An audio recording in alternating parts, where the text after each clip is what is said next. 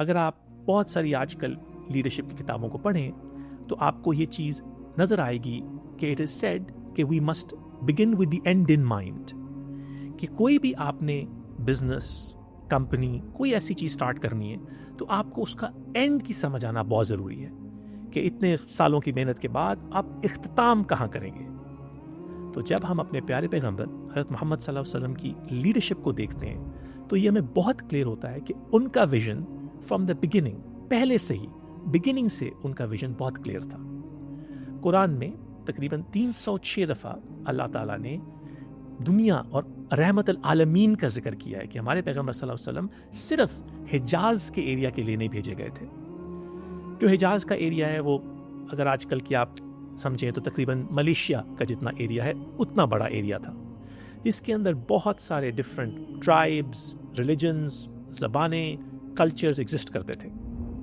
تو جب ہمارے پیغمبر نے اپنا 570 رومن کیلنڈر کے مطابق 570 AD میں ہمارے پیغمبر صلی اللہ علیہ وسلم پیدا ہوئے مکہ، آج کل مکہ مکرمہ کے ایریا میں،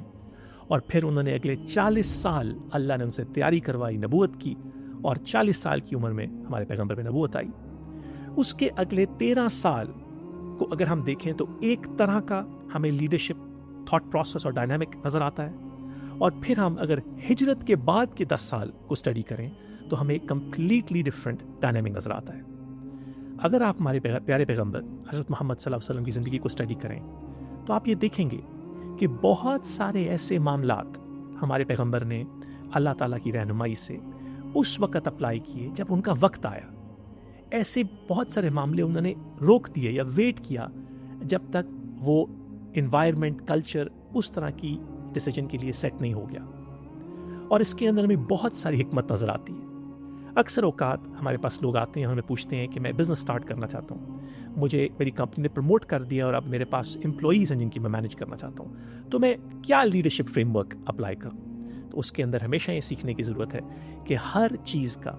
ہر لیڈرشپ کے اسپیکٹ کا ایک ٹائم ہے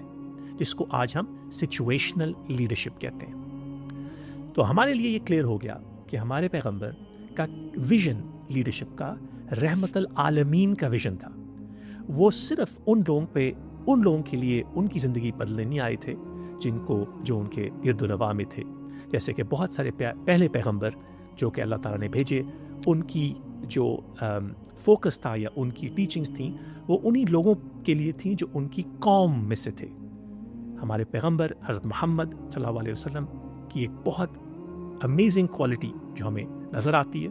جس سے ہمیں بہت کچھ سیکھنے کو ملتا ہے، وہ یہ ہے کہ جو ٹیچنگز، جو لرننگز وہ ہمیں سکھا کے جا رہے تھے یا اپنے لوگوں میں پاس کر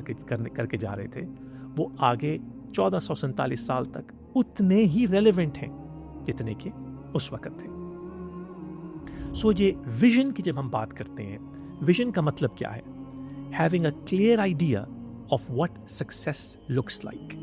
کہ مطلب جب یہ ویژن اچیو ہو جائے گا تو اس وقت سکسیس کیسے نمودار ہوگا۔ بار بار ہماری سیرہ میں ہمارے پیغمبر نے ہمیں بتایا کہ وہ سکسیس کیسے ہوگا، ان کی امت میں وہ کیا کیا چیزیں آئیں گی جو کہ ہمیں ایز سکسیس نظر آئیں گی۔